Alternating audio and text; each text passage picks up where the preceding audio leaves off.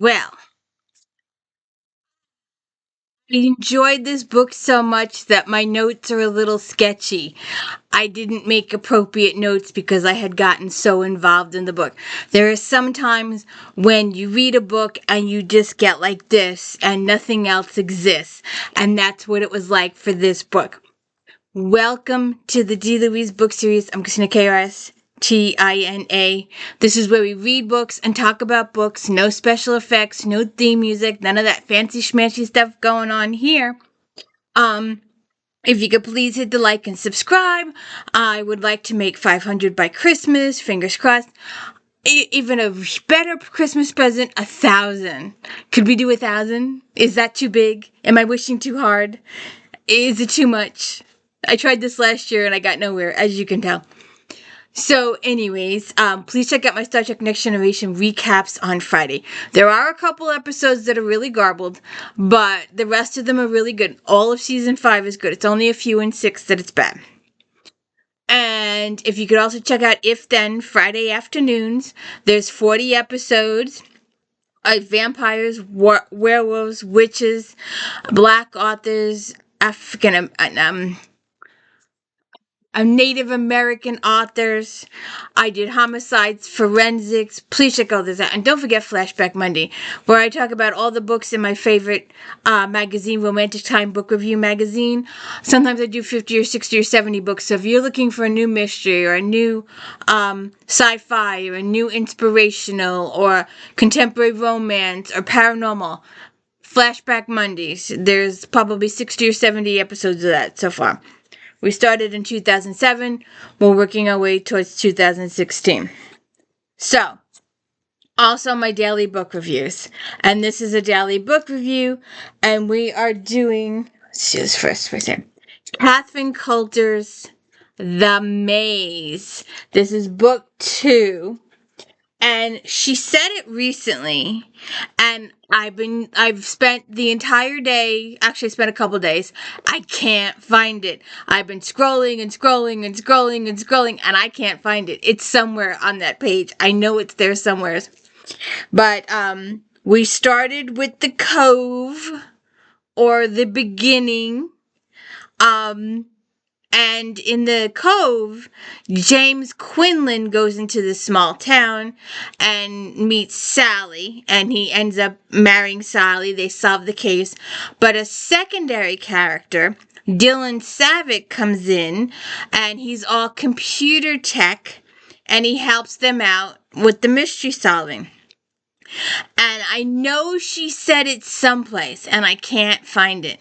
But why James and Sally didn't become a hero and heroine, why Dylan took center stage and will take center stage for the next 27 books. Although him and Sherlock will become supporting characters in some of the future books. But in the first couple, they're the main duo. And so here we are, book 2, The Maze.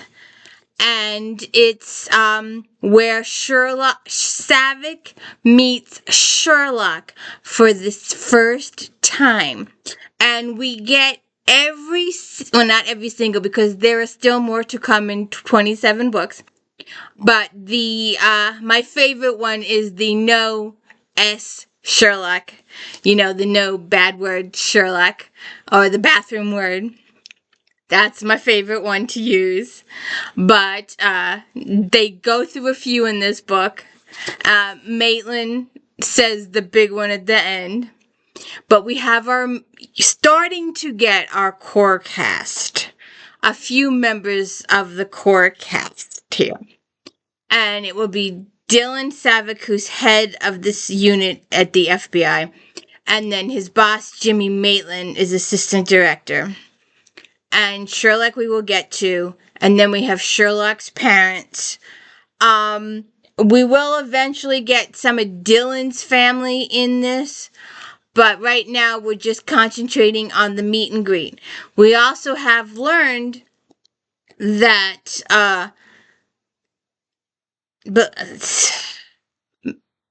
Sherlock had a half-sister. And she was older than Sherlock. and she was married to this guy, Douglas. And apparently it wasn't a very good marriage. And apparently Belinda's biological father was a little screwy, and he's in San Quentin. So that's, the thing. And Belinda was murdered 7 years ago. And Sherlock was a pianist, a professional, what's that big one?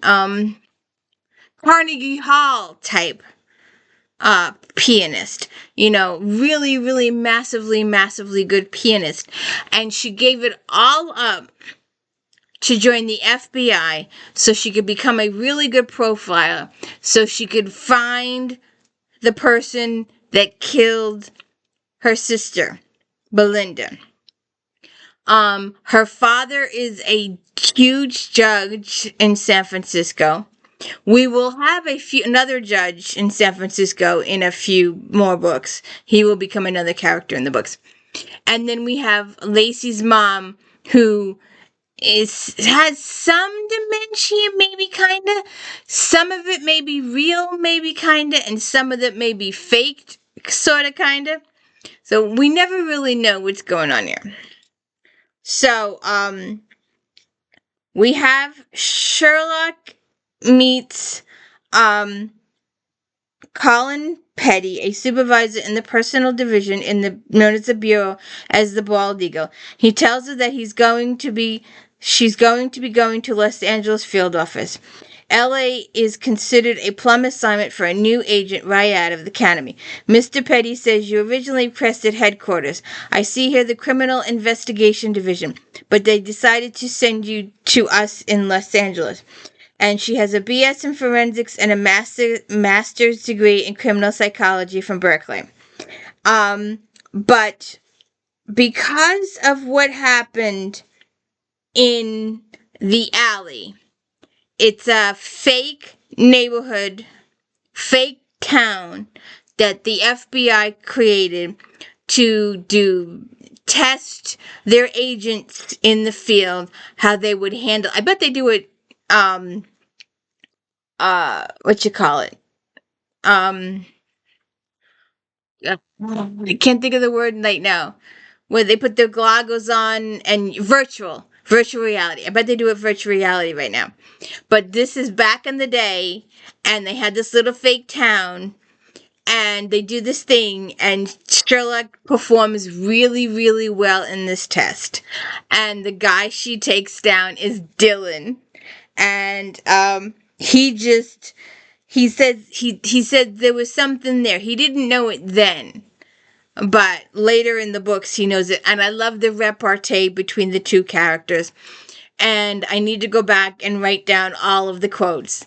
If you remember, I did Victoria Thompson's Gaslight series, Sarah Brandt and Frank Malloy. And I did all of those books and anxiously waiting for a book in 2025. But Mrs. Ellsworth was the person that did all the quotes. In these books, it's the repartee between Dylan and Lacey that are just hysterical. The give and take between those is, and even in the future books, it's still there. So, she meets with Dylan Savick. He tells her that because of her performance in the alley, Dylan has requested her for his unit, and he's the boss of said unit. So, and did you see my short the other day? I threw all this stuff out, but I asked you some questions. Let's see here. Max or Maxine? Max or I forget. Or Maxine, INE. What? No, who? No, what? What is Maxine? Or who is Maxine? Who or what? If you're a book reader of these books, you know who Max or Maxine is depending on her mood. And who knew she had moods? Who knew she was able to have moods? Um, Dylan Savick has requested to be reassigned to his unit here in Washington. The Criminal Apprehension Unit, or CPU for short. They work on investigative cases for background and profiles, get their take on things, that sort of thing. Then they deal directly with local authorities when criminals take the show on their own. In other words, when a criminal goes from one state to another, Agent Savick has developed a different approach for apprehending criminals. I'll let him tell you about it. You'll be using your academic qualifications, Agent Sherlock. We do try to match agents up with interesting areas of their expertise with their assignments. He asked her if she was getting used to the building that they were in, the FBI building, and she calls it the maze. So that's the first hint towards the title, but that's not the real story behind the title. There's another story behind the title later on. So, then they talk about the toaster killer. The toaster killer. He killed a family of 4 in Des Moines. He did the same thing in St. Louis 3 months later. After St. Louis, the media dubbed him the toaster. I'll tell you about it when we are in the air. They're going to Chicago. That Captain Beatty on the Chicago Police Department homicide, and he believes you might be able to help him. Actually, he's praying that we can do something. The media wants a sideshow, and he can't even give them a dancing bear, but we can. I'll meet you at the airport in 2 hours. So they go to the airport. And they talk about the toaster case. Apparently, the guy was killing people with toasters. So some people believe that the killer lived on the same block as the family, and he was specifically killing the specific type of family. He was killing a family of 4, a father and a mother, and 2 kids 2 years apart, a boy and a girl. And so they work through that, and that's your first case in the book. Then we have the killer that killed, or supposedly killed, Belinda is back. And he was the maze killer. He used to set up mazes for the girls to walk through. And then when they got to the center of the maze, he would kill them. And he had this whole method of killing the girls. And then there's also Douglas Madigan, who was Belinda's husband at the time when she was murdered. And he gives me the absolute creeps. I do not like this guy at all. And he comes in and he's making passes all over Sherlock. And it just gives me the heebie-jeebies. They do have dinner a couple times, but the whole thing just gives me the heebie-jeebies. And he ends up marrying this reporter out in California because she said to him after they had sex that she was with child, so he marries her. And then it conveniently comes out later that she was not pregnant. She just lied to him because she wanted to marry him. And he doesn't love her at all. He doesn't even care about her at all. He wants Lacey. And the whole time he's going after Lacey and going after Lacey and going after Lacey. And this wife, Candace, is like, what the F? You're married to me. Stop bothering her. It's all over. And even her father, doesn't know what to do. And sometimes her father gives me the creeps. He ends up being okay, but he has some questionable issues. But one of the other characters has a interesting father, but we haven't met them yet. I keep confusing Lacey's father with another character's father, and we'll get to that later. But I won't spoil what happens.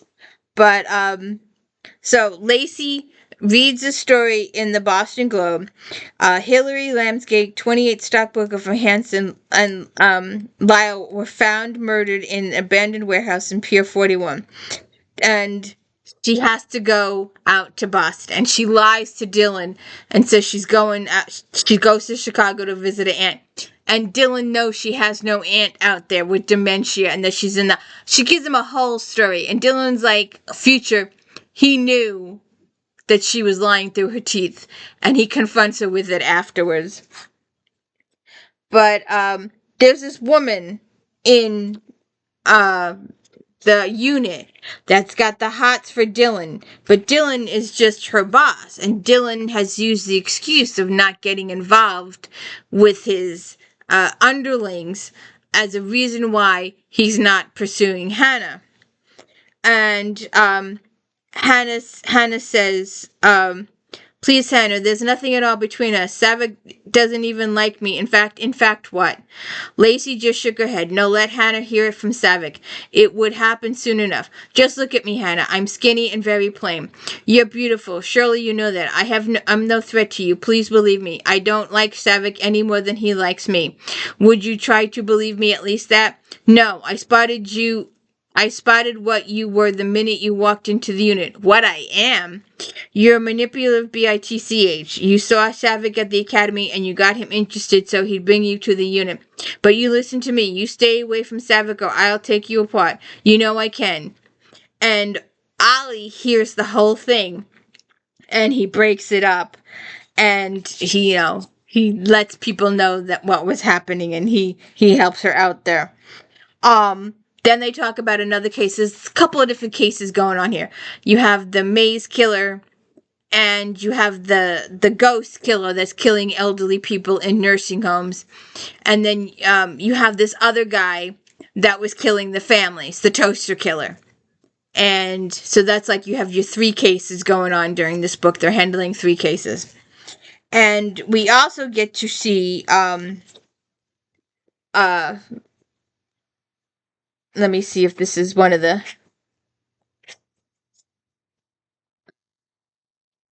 This is one of the give and takes between the gang here. Savick has had a little bit of thing. You don't look too bad, Ralph said, peering down at her. Oh, on the other hand, Savick doesn't look too good. You haven't been a pain in the butt, have you? She rolled her eyes. Why do you guys always stick together? I'm the one injured here, not Savick. Yeah, but Savick had to make sure you didn't croak it at the hotel. He deserves combat pay. She's been injured, slightly injured, not that seriously, but she was under medication, and Savick has decided by this point in the book, she's it. She's going to be his wife at some point. He hasn't said something to her yet. He will. But he's decided in his head that she's it for him. I slept all the way through. Didn't moan or whine or anything to disturb His Highness. He just had to order room service. How about Marlon Jones? Can we see him? And they talk about it. So that's one of the little give and takes with Sherlock and Savick. So then they question Marlon Jones, and he denies that he killed Belinda. He said he only killed 6 people, and 7 wasn't a good number. His father said it was like 13. It was an unlucky number, so he only killed 6 people. And he supposedly been the guy that killed Sherlock's sister. And now she's starting to question all the stuff she believed in, and she's going to review the case again and again, and she's going to go over it in her mind. And so then Lacey talks to her father and confesses that Douglas didn't want children with Belinda because Belinda's father is in San Quentin, and he's got a few screws loose. And so they have that little conversation. She's learning stuff she didn't know before. Then she has a little confrontation with Douglas back in home. And then someone breaks into Sherlock's house and threatens her to leave Martin alone. At first, I was really seriously thinking that this was Douglas, but it turns out it's not Douglas. It was somebody else. But we find that out later.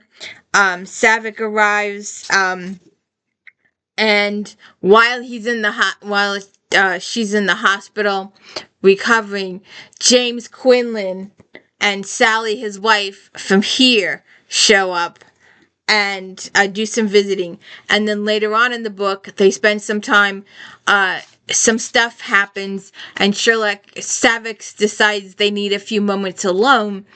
So James has a private cabin. His relatives have a private cabin, and they go up there and they spend some time in the cabin with James and Sally and some muscle from the Bottom May Club where Lily is, and where it will appear. I wrote the guy's name down. I forget what it is. Marvin, and he's the bouncer from the Bottom May Club, and he knows Savick because Savick will go there and sing, and James and Sally go there often. So Sherlock will end up going there a couple times, and another couple of characters in the future books will also be going to this club in DC. So they learn about all that, and then Dylan takes Sherlock home with him, and she's like, "You have a really nice house," and he says his grandmother left it to him. Her name was Sarah Elliott. She was a really famous painter, and there's some. I don't even know if there's some more repartee or not. Let's see, but he has decided at this point that he's definitely going to marry her. So let's see if I can find it here. I just love these books. Um, you need any help? That made her smile. No, sir, I can brush my teeth without you holding up my arm. Then I'll see you in the morning. There's no reason for you to wake up early. Just sleep in. When you wake up, just holler and I'll bring you breakfast. Don't forget, Sherlock, you promised to stay put. She hadn't, but she nodded. Thank you, Dylan. One other thing. I need to run a couple of errands tomorrow morning. While I'm gone, I want you to leave the doors locked and don't open for anybody. I don't care who anyone says they are. There's lots of food, even pesto left over for you. You don't need to go out. You only open it for me. You got that? I got that. You got your Sig Sauer in the downstairs office. Your Lady Colt is in the drawer by your bed. Just don't let me decide what we'll do about this mess. I'll tell you tomorrow. What are your errands? None of your business. Maybe go buy a ring. And he listens to her sing. And there's a cat on my foot. You know, she does the cutest things when I'm on camera. Never in front of the camera, always behind the camera. He actually starts buying her clothing. I seem to have packed you the wrong kind of underwear. That must be freezing. You're a man. You picked it because it was sexy and sheer, just like my underwear. Well, yes, I suppose you could be right. It feels really soft and nice, but my hormones must have gotten the better of me. And they end up having a little bit of a moment. So, those are your 3 cases, and we have Hannah gets in a little more trouble towards the end of the book. She pulls another stunt. So those are your 3 cases that they're investigating. The guy that's killing the families, the toaster killer, and then the maze killer. Those are your 3 cases. Yes, ma'am. Come here. Come say hi. Come say hi. You're being all cute, and we'll go to bed soon. It's the middle of the night. She's upset that we're up in the middle of the night because when I finished the book, I just had to come and talk to you about it. So come here. Come here. You're good. You're okay. You're mine. You're my Smokey. You're my Smokey. Oh, you like the cat? My friend of mine gave it to me. The tree. So those are your 3 cases. So to find out what happens, to find out if we are getting married, to find out everything else, we will have to go to book 3, The Target. So please stay tuned. Please hit the like and subscribe. Let me know I'm doing a good job. I really appreciate it. And to find out who Max is and Maxine is, please continue. I love it. I really do. I really love these books. Have a good one.